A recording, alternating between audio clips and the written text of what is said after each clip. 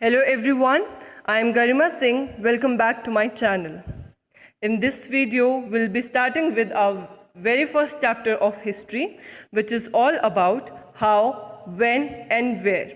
Listen to this chapter very carefully as this will help you to understand what is the reason why we study history. We'll start with the very first chapter of our history, which is all about how, when and where.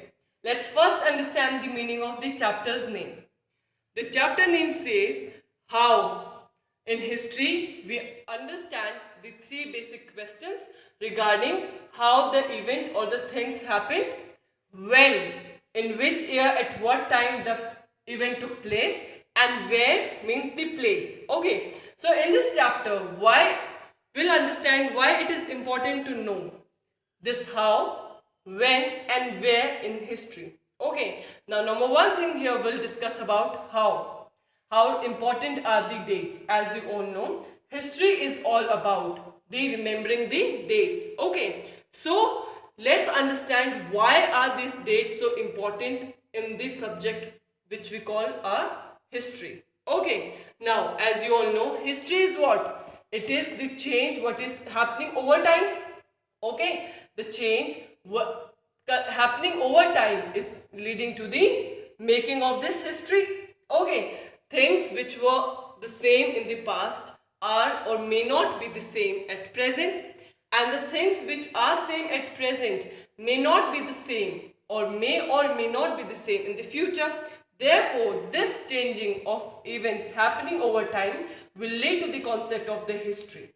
Okay, now so what we have understood that history as a subject is what? It is about finding how things happened in the past and how things changed. Okay, and then we compare the past to the present and we'll compare things like this, each and every event which will comprise our content in the subject history. Okay, let me give you a very common example.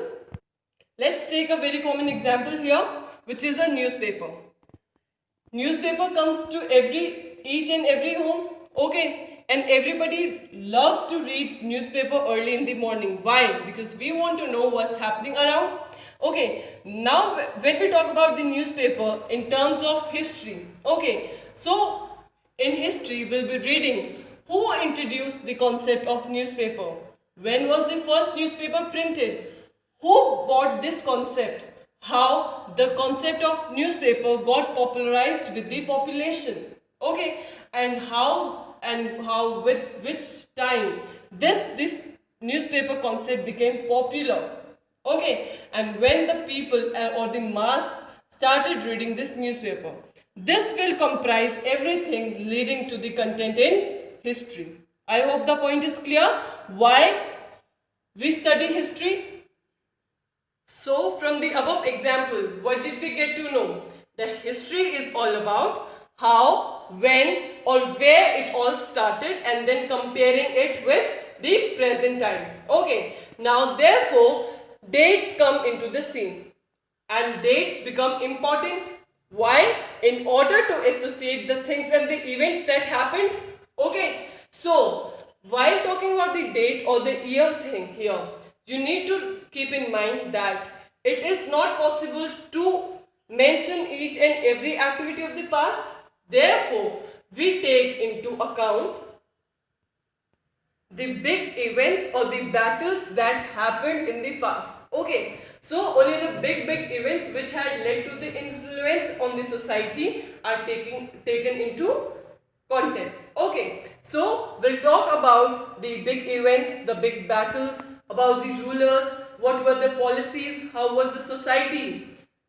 Therefore, looking upon how, what and why the change happened in this society. This is why dates are important in history, and you guys need to memorize the dates of the big events, big battles, about the rulers and their policies. Okay, major policies, which year they came. Okay, what impact they led to the society. So this is the reason why the dates are important in the subject history. Now let's talk about which dates are important. Okay, Let me give you a very common example here.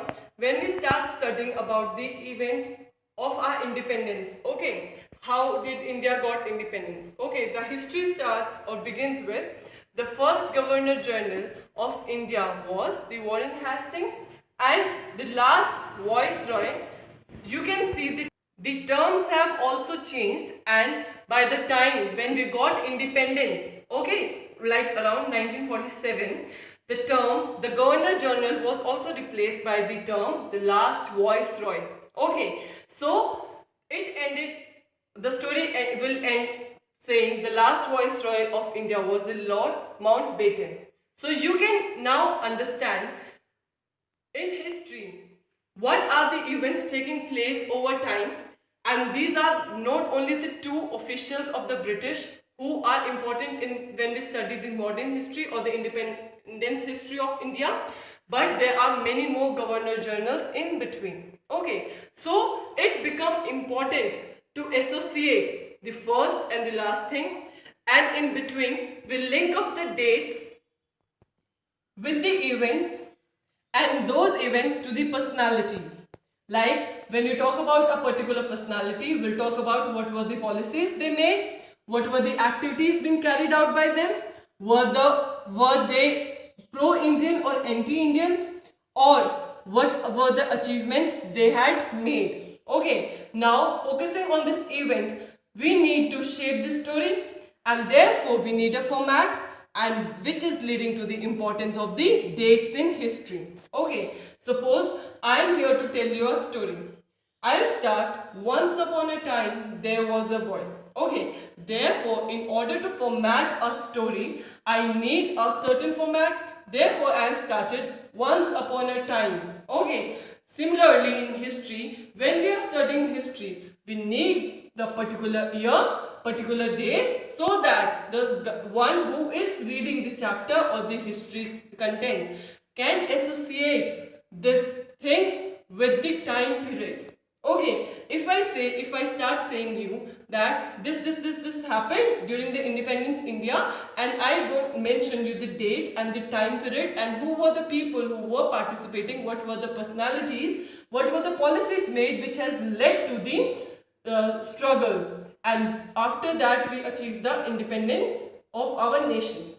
If I don't tell you the time and you guys are not aware, will the story will engage you? No, it will not, because you will not be able to associate the story what I am telling you guys to the time period. Which time are you talking about? Okay, therefore it become important while reading the history to understand the time period, particular period or dates or the year. Okay. Next topic is how do we periodize? Okay, how we put these events into categories or the period. Okay, like in your book it has been given that in 1817, James Mill, one economist or the philosophers, divided the British history of British India into three categories on the basis of the Hindu rulers, the Muslim rulers and the British rulers. Okay, so this was according to the British categorization, because James was a Scottish. He was from Scotland. Okay, therefore some British people has made this division. Now apart from this British division, we also have another concept of dividing history into three categories. Though this concept is again taken from the Western countries only, and we have divided history into ancient time, the medieval time and the modern history. Okay, when I say modern history, we'll be talking about our Gandhian era. How did the Indian National Congress formed, and what was the struggle that we the Indians faced in order to achieve the independence. Whereas in the medieval period, we'll be talking about various kings and rulers, and the ancient history deals with the Harappan age. Okay, the earliest civilization, the old civilization. Okay, and some people here term this period as colonial period also. Now let's understand why the term or the rule under the British or the modern period is termed as the colonial period. As I have told you that some people use the word colonial, What do we mean by the term colonial? Okay, colonial means when there is a subjugation of one country by the another in terms of their political, economic, social and cultural side. Okay, when one nation comes and subjugate or the rule over another country in terms of every sphere, whether it is the political, the economic, the social or the cultural. Okay, this rule of one over the another will lead to the some changes happening in the society. This will be termed as colonial, which means subjugation of one country by the another. Okay, like what happened in our case, our India's case, that we were under the colonial rule or the British rule. Okay, why? Because we were being subjugated by the Britishers for over 100 years, and we struggled for over 100 years to get over this subjugation or the rule of the British. Therefore, the British rule is also termed as the colonial rule. I hope you understand the term colonial. So, next question is, how do we know? Okay, how do we get to know what happened in the history or in the past? So, number one here is the administration produces record. Okay, as you all know, the one who is ruling at present will always take down or make the records what are the policies one has made, what he has worked for the betterment of the society. Therefore, he will keep a record what are the expenses or the revenues that he has generated. Okay. Similarly, the administration, the one which is being the administrator of that time or a particular time, will always and always produce the record. Okay, so this is the one place from where we get to know what happened in the past. Okay, other thing here is the surveys.